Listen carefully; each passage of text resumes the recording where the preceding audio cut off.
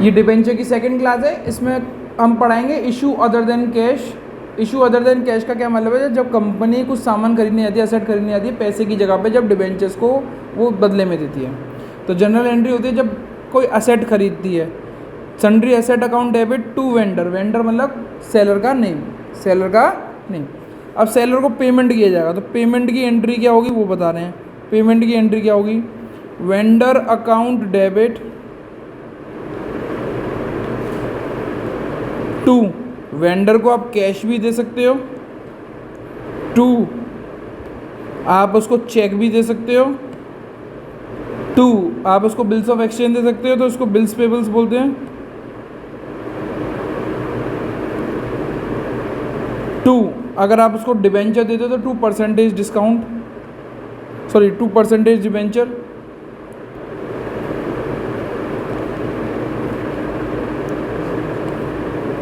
अगर debenture security premium है तो 2 सिक्योरिटी प्रीमियम।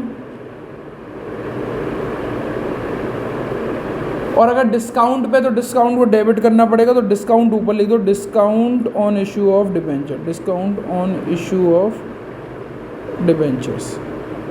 बिल्कुल डिट्टो है ये, किसके तरीके से? जो हमने शेयर्स में पढ़ा था। इसमें आपको हमेशा नरेशन में आपको डिबेंचर्स निकालने होंगे। तो नंबर ऑफ डिबेंचर कैसे होते हैं? लिखते हैं नंबर ऑफ डिबेंचर, ये कितने डिबेंचर दिए हैं। Number of debenture is equal to purchase consideration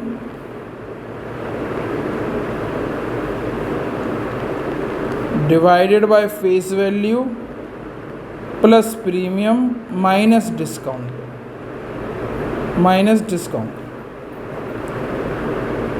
number of debenture is equal to purchase consideration divide by face value plus premium minus discount, minus discount.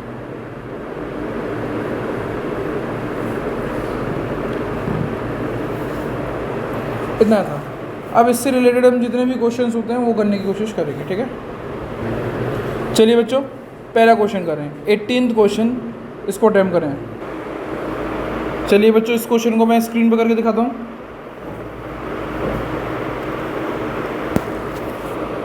पहली एंट्री होगी इसकी building purchase करने की, तो जनरल एंट्री लिखेंगे हम, building account debit to vendor. Vendor का नाम नहीं दिया हुआ, वेदांत खरीदने वाला है। और बिल्डिंग कितने की बेटा? 9 लाख की, तो 9 लाख लिख दिया हमने। अब वेंडर को पेमेंट करने की बारी आएगी, तो वेंडर अकाउंट डेबिट। अब पेमेंट आप कैश में कर सकते हो, आप अगर नोट्स को देखोगे बैंक में कर सकते हो, आप बिल्स ऑफ एक्सचेंज में कर सकते हो, या डिबेंचर्स में करते हो। इसमें साफ साफ बोला हुआ है कि हमने पे क्या किया है? Issuing 10% debenture. वो भी किस पे किया है इन्होंने? डिस्काउंट पे। तो दूसरी एंट्री में डिस्काउंट को डेबिट कर दो पहले से ही, discount on issue of debenture to 10% debenture. 9 lakh रुपए देने थे। अब 9 लाख रुपए देने हैं तो कितने डिबेंचर्स देने होंगे आपको? तो इसके लिए आपको नंबर ऑफ डिबेंचर्स निकालने होंगे। Number of debenture is equal to purchase consideration face value minus discount, क्योंकि इस वाले क्वेश्चन में प्रीमियम नहीं है। परचेज कंसिडरेशन कितना है? जो अमाउंट हमें देना होता है, कितना देना है? 9 लाख। 9 लाख 100 रुपये, 100 रुपये का 10% 10 रुपये होता है। इसको हमने इससे काटा तो 10,000 आ गया। तो यहाँ पे वैल्यू होगी 10,000 इंटू 10, और यहाँ पे एंट्री आएगी 10,000 इंटू 100, ठीक है ना। यानी 9 लाख, 1 लाख और 10 लाख, ठीक है। क्लियर हो गया?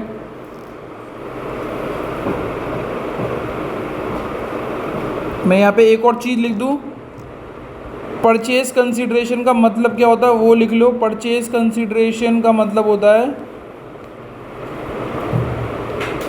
Amount payable in the form of debentures. Screen पे देखें इसका क्या मतलब हुआ। अगर वेंडर को मुझे 9 लाख रुपए देने थे इस वाले क्वेश्चन के हिसाब से, और मैंने उसको कुछ पैसा कैश में दे दिया, सपोज़ करो कैश में 3 लाख रुपए दे दिए, तो मैं यहाँ पे 3 लाख रुपए लिखूँगा। बाकी पैसा मैंने डिबेंचर्स में दिया तो 2% डिबेंचर। तो अब यहाँ पे नंबर ऑफ डिबेंचर निकालेंगे तो number of debenture is equal to purchase consideration 9 lakh नहीं होगा, अब कितना बढ़ेगा, 9 लाख वेंडर को देने थे, उसमें से 3 लाख दे दिए, तो अब कितने बचे, तो यहाँ पे परचेज कंसिडरेशन 6 लाख का आएगा। 6 lakh divided by face value कितने की 100, प्रीमियम पे हो तो प्लस, डिस्काउंट पे हो तो डिस्काउंट। ठीक है, चलिए नेक्स्ट क्वेश्चन करते हैं अब। Do question number 3 of your book, मतलब 20th। Do question number 20th। Kinetic limited issue 9% debenture of at a premium of 20% to the vendor. ठीक है ना। प्लांट एंड मशीनरी 6 लाख की खरीदी है। चलिए बच्चों, अब इसका क्वेश्चन को दोबारा से देखते हैं कैसे करेंगे हम लोग। काइनेटिक लिमिटेड वाला, हमने प्लांट एंड मशीनरी खरीदी है, तो plant and machinery account debit to vendor, vendor का नाम नहीं दिया, वो भी 6 लाख के लिए। Vendor account debit 6 lakh to debenture, percentage debenture, percentage debenture का कोई नाम हो तो लिख लो, 10%, 12%, 6%, 9%, कोई दिक्कत नहीं है। एक सेकेंड। टू सिक्योरिटी प्रीमियम, ठीक है ना। अब सिक्योरिटी प्रीमियम है तो नंबर ऑफ डिबेंचर निकालेंगे तो परचेज कंसिडरेशन 6 लाख हो गया, 100 रुपये की फेस वैल्यू है और प्रीमियम 20% है तो 20 रुपये हो गया। 20% का मतलब 20 रुपये नहीं होता है, 20% का मतलब 100 रुपये का 20% निकाला। अगर फेस वैल्यू 300 होती तो 300 का 20% निकालते तो 60 रुपये होता। ठीक है ना। अब 6 लाख डिवाइडेड बाय 12 कितने हो गया, कितना आ गया, 5,000 डिवेंचर। तो यहाँ पे हो जाएगी 5,000 इंटू 100, क्योंकि फेस वैल्यू का पैसा 5,000 इंटू 20। ठीक है ना, पूरा हो गया आपका आंसर। नेक्स्ट क्वेश्चन करते हैं।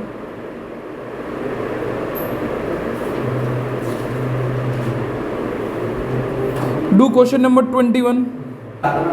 चलिए बच्चों, क्वेश्चन नंबर 21 कर रहे हैं। 21 मुझे वैसे कराना नहीं चाहिए था क्योंकि ये बिजनेस का है, मैंने अभी तक असेट परचेज करवाया था, पर हम इसको कर पाएंगे क्योंकि कोई भी लाइबिलिटी नहीं है। जिसको नहीं समझ में आ रहा कोई दिक्कत नहीं है, इसके अगला टॉपिक हम यही से पढ़ाने वाले हैं। इस्टेब्लिश बिजनेस खरीदा तो मान के चल लेने कोई असेट खरीदा, तो मैंने असेट लिख देता हूँ यहाँ पे। असेट अकाउंट डेबिट, कितने रुपये का असेट खरीदा बेटा, 2 लाख का। टू वेंडर, कितने का, 2 लाख का। वेंडर अकाउंट डेबिट, वेंडर को पेमेंट किया चेक से टू बैंक, टू 9% डिवेंचर्स, और वो भी डिस्काउंट पे किया तो डिस्काउंट आ गया यहाँ पे। वेंडर को 2 लाख रुपए देने थे, 65,000 रुपये हमने चेक से दे दिए तो 65,000 यहाँ पे आ गए। 2 लाख में से 65,000 चले गए तो 1,35,000 बचे। अब 1,35,000 आपको डिवेंचर की फॉर्म में देने तो परचेज कंसिडरेशन 1,35,000 हो जाएगा, divided by 100 minus 10, 1,35,000 divide by 90, the answer will be 1,500। 1,500 का 100 से मल्टीप्लाई 1.5 लाख, और 1,500 का 10 से मल्टीप्लाई तो डिस्काउंट आ गया 15,000। चलिए, इसी के साथ ये वाला टॉपिक ख़त्म हो गया। अब हम बिज़नेस को ख़रीदने की बात करते हैं। किसको खरीदते हैं, बिज़नेस को। ठीक है, बिज़नेस को परचेज करते हैं बेटा हम लोग। जब बिज़नेस परचेज करते हैं किसी का भी तो उसके साथ असेट भी लेते हैं और उसकी लाइबिलिटीज़ भी लेते हैं। मैंने पिछले क्लासेस में शेयर्स की क्लासेस में भी पढ़ाया था, इसमें भी पढ़ा रहा हूँ, सेम है बेटा। इधर देखिएगा, sundry asset account debit to sundry liabilities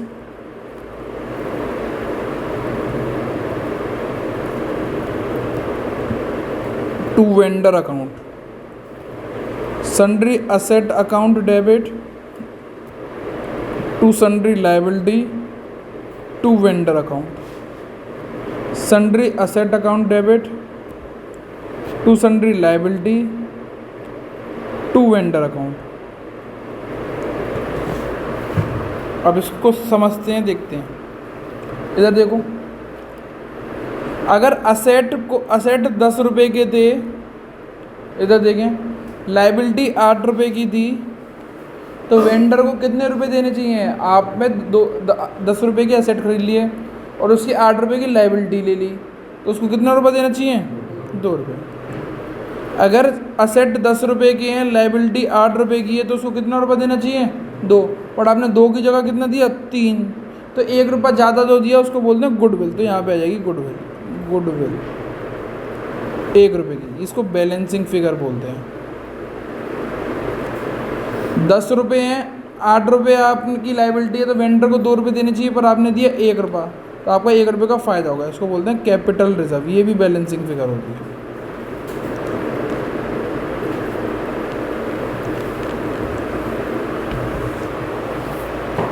ये भी बैलेंसिंग फिगर होती है। ठीक है, आगे बढ़ें। अब बिजनेस तो खरीद लिया, अब पेमेंट करें।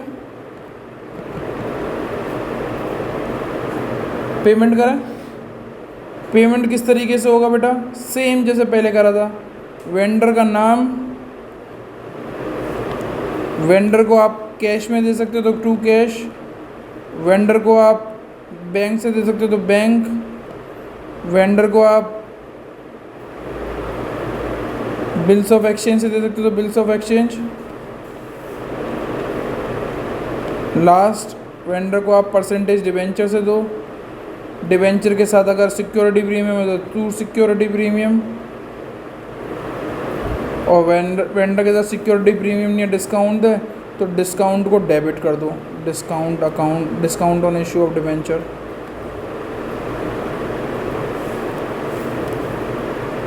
ये भी डेबिट हुआ।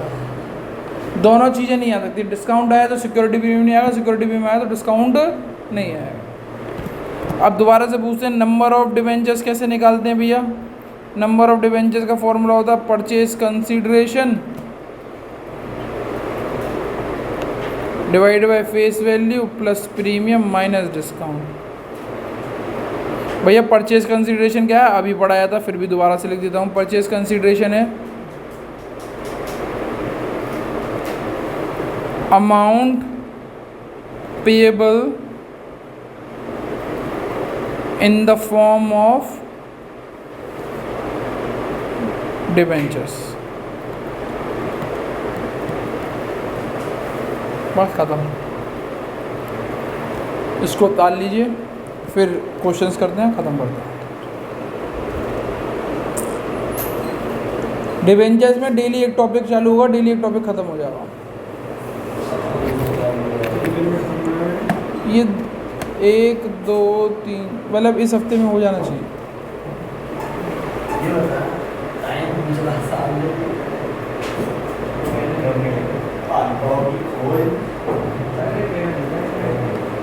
ठीक है बच्चों, चलिए आपकी स्क्रीन पे क्वेश्चन आया हुआ 23। प्लीज़ 23 को करें।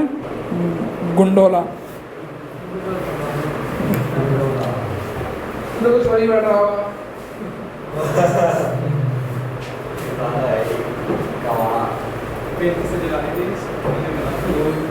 किसी ने पेन से पीछे गाली लिख ली, देख ली। जिनस की गोली देखे अरे व्हाट्सएप की स्टोरीज। अरे हाँ सर, नहीं वो वाली जिसमें कपड़े बेचता है, कपड़े पहना है, गेट रेडी दीदी बना दिया इसने। अभी डालने लगी थी कल का। अच्छा 6 घंटे पहले। अबे वो लग रहा है तुम्हें हाइड कर रखा है इसने। जी हाँ, हाइड अबे हमने लिखा है फ्लिपकार्ट पे नीचे एफिलिएटेड ले। अच्छा हाँ, अरे यार ये नीला पर्दा पहन के डालता रहा नीचे प्रोडक्ट के। मैं फिर कोई जा भी ना रहा, ऐसे ही गाली को छोड़ के आ गए। फ्लिपकार्ट वाले गुस्सा नहीं हो रहे, सब ये अटैक होता है अभी पोस्ट में। हाइड करते हैं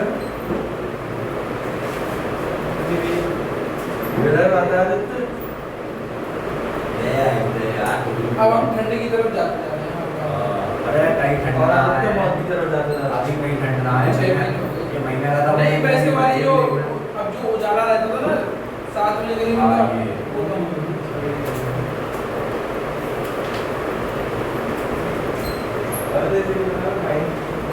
चलो अच्छा 9 लाख का वो है असेट खरीदे 9 लाख के, लायबिलिटी खरीदी 3 लाख की, तो 6 लाख रुपए देना चाहिए था, पर दिया कितने हैं 14 लाख को।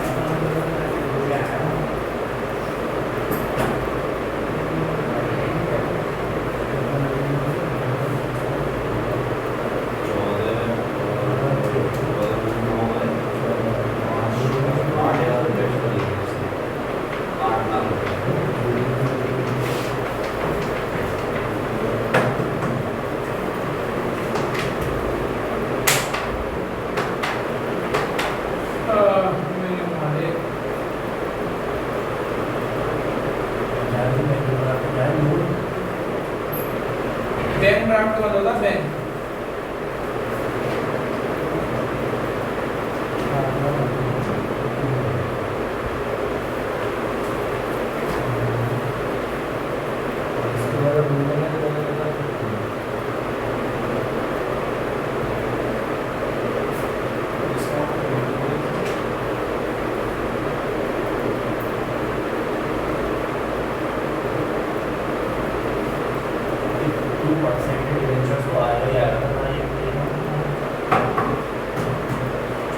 अभी चेक कर डिस्काउंट को किस पे।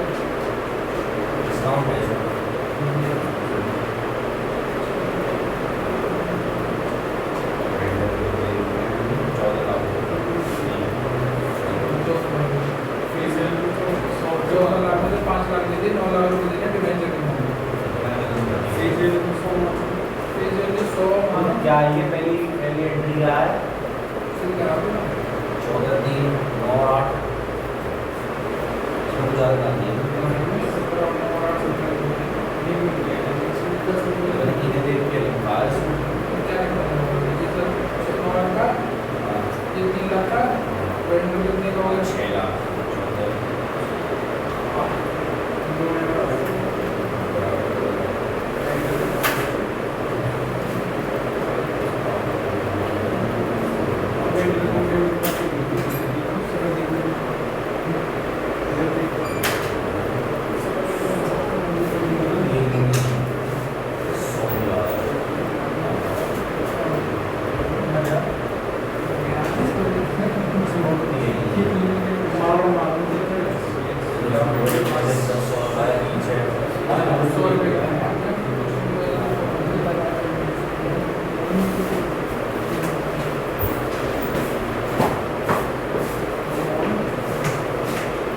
एक लाख 40,000 लिख रहा है 14 लाख को।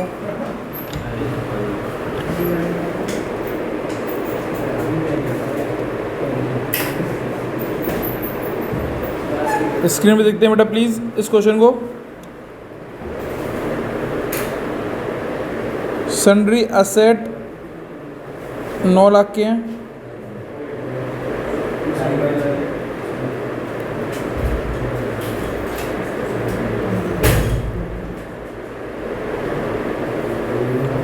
सन्ड्री लायबिलिटी 3 लाख की है,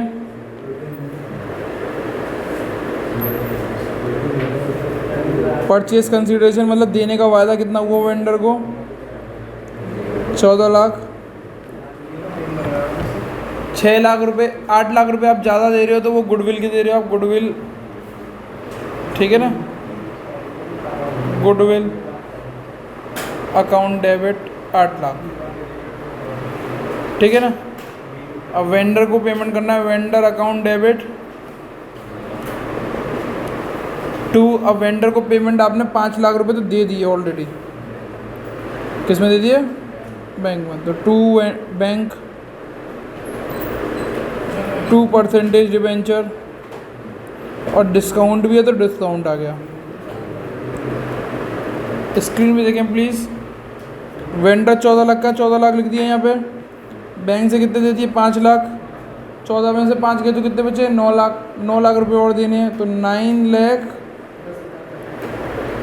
फेस वैल्यू नहीं दे रखी तो 100 मानो। डिस्काउंट 10 रुपये का दे रखा है तो 10,000 आ गया आंसर आपका। 10,000 या 1,000? 10,000। 10,000 इंटू 100 10 लाख। 10,000 इंटू 10 1 लाख। हो गया काम। इसी तरीके से सारे क्वेश्चन आप करते ही हुए चाहिए। 1-2 क्वेश्चन और ही बचे आपके TS ग्रेवाल बुक के। 1 क्वेश्चन और बचा हुआ, उससे ज़्यादा नहीं बचा हुआ। That's it from my side. आज की क्लास यहीं पे समाप्त होती है।